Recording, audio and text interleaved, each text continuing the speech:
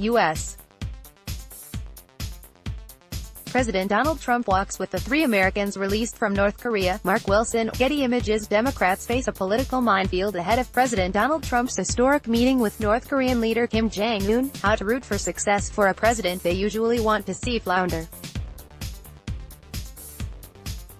Trump is reportedly reevaluating the prospects for a significant denuclearization commitment from Kim, but if he manages to land a foreign policy coup that has eluded past presidents, it couldn't come at a worse time for Democrats. The party is planning to center its midterm campaign message around the numerous scandals engulfing the administration. A successful meeting with Kim, however, would give Trump and the GOP, already encouraged by record-low unemployment and other positive economic indicators, a big morale boost just a few months before the November midterms. Still, Democrats know they can't cheer for a diplomatic failure that could heighten U.S.-North Korea tensions and potentially trigger a worldwide crisis. So they're raising concerns from the sidelines for now, declaring hope for a Trump-Kim breakthrough, while dismissing it as a long shot at best. President Trump has engaged in a type of Twitter diplomacy that is unprecedented in our history, a degree of bombast and public threat followed by conciliation and offers of negotiation. Senator Chris Coons, D-Del, said in a recent interview. Perhaps that's the unexpected key that unlocks the riddle of dealing with North Korea. I'll be very surprised if that's the case. With the planned June 12 summit in Singapore nearing, and South Korean President Moon Jae-in set to meet with Trump in Washington on Tuesday, Coons underscored the fine line that his party must walk. It is important to emphasize that Democrats want America to succeed, and that means in this negotiation, we want the president to succeed, he said.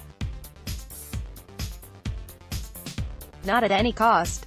Democrats have been optimistic about their chances to retake control of the House in November, though they face longer odds to win back the Senate. Republicans and the White House, meanwhile, would benefit from a signature foreign policy accomplishment on which to campaign, particularly given the less-than-guaranteed appeal of the massive tax overhaul bill the GOP forced through Congress last year. Well aware that Republicans will try to tout foreign policy efforts, Democrats are already setting the bar high for any prospective North Korea deal, even as they profess to remain on Trump's team ahead of the summit. Recent interviews with a dozen House and Senate Democrats show the minority party carving out 2 key warnings to the president: avoid any deal that leaves Kim's nuclear capability intact or that cedes too much regional sway to China. I really worry that the president is so desperate to get a deal that he's going to sign a pretty terrible one that would guarantee North Korea remains a nuclear power. Senator Chris Murphy, D-Con, said. I also worry he'll sign a deal that will give away far too much of our influence in the region, allowing China to run roughshod over its neighbors. At the same time, Murphy added, I can't bring myself to engage in a certain blind opposition simply because I'm worried. Trump himself has underscored that full denuclearization of the Korean peninsula remains his goal, despite Pyongyang's recent declaration that any insistence on unilateral disarmament in exchange for economic aid would force it to back away from the negotiating table. Democrats are using the Obama administration's Iran nuclear deal, which Trump pulled the U.S. out of this month, as a benchmark, pushing for denuclearization without wiggle room and with measures in place to verify that North Korea abides by any compact.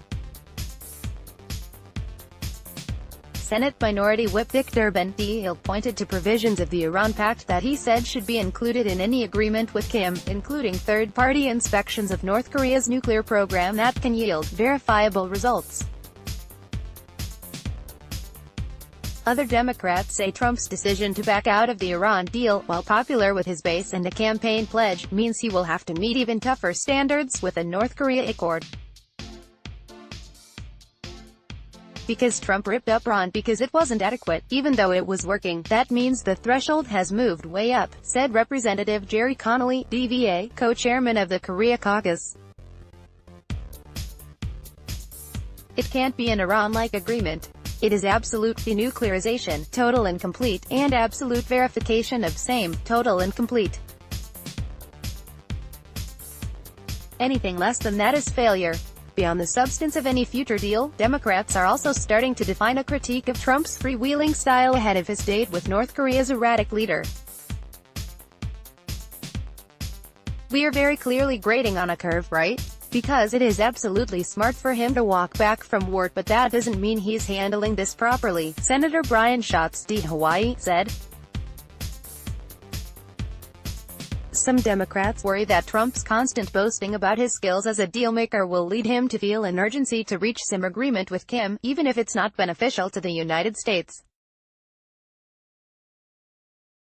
The president was quick to accept a meeting with Kim, to the dismay of some on Capitol Hill, and the White House has released a commemorative coin promoting the summit, featuring profiles of Trump and Kim, even though the peace talks haven't yet started. "The fact that we've agreed to a meeting has already given Kim a lot of credence in his own circles," said Representative Ruben Gallego Diaz, a Marine veteran who sits on the House Armed Services Committee. "Trump's vanity is going to get him to try to cut a deal that will be against the interest of the U.S. and its allies for him just to be able to say he cut a deal." Democrats also say they're worried about the team Trump is taking with him to the high-stakes talks. Many key positions in the administration related to the Korean Peninsula remain unfilled. The White House just nominated an ambassador to South Korea last week, and both Secretary of State Mike Pompeo and National Security Advisor John Bolton, critical negotiators in any serious talks with North Korea, are new to their jobs. "What we all worry about, and I'm sure if you gave truth serum, Republicans share this concern, an unprepared, naive president who doesn't read memos, loses patience with briefings and is grossly understaffed for such a monumental summit," Connolly said. What could go wrong with all of this? Other Democrats said Trump should consult Congress on the parameters of any denuclearization deal with Kim, while few drew a hard line as to whether Trump should formally submit any North Korea pact he negotiates to the Senate as a treaty, which the Obama administration opted against doing with the Iran nuclear deal. Several lawmakers made clear their view that Capitol Hill should have a central role to play.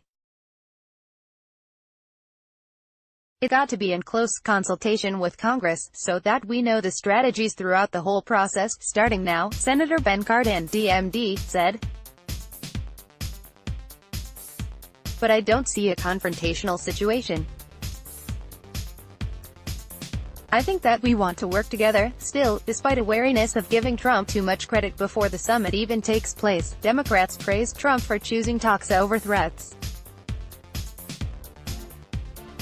Durbin said, "I salute the president for helping secure the release earlier this month of 3 American prisoners held in North Korea.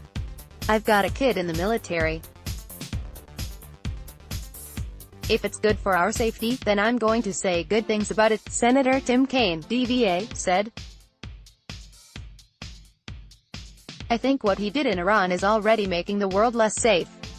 Kaine added, "That really troubles me, but I don't have the same criticism of what they're doing with North Korea." View comments.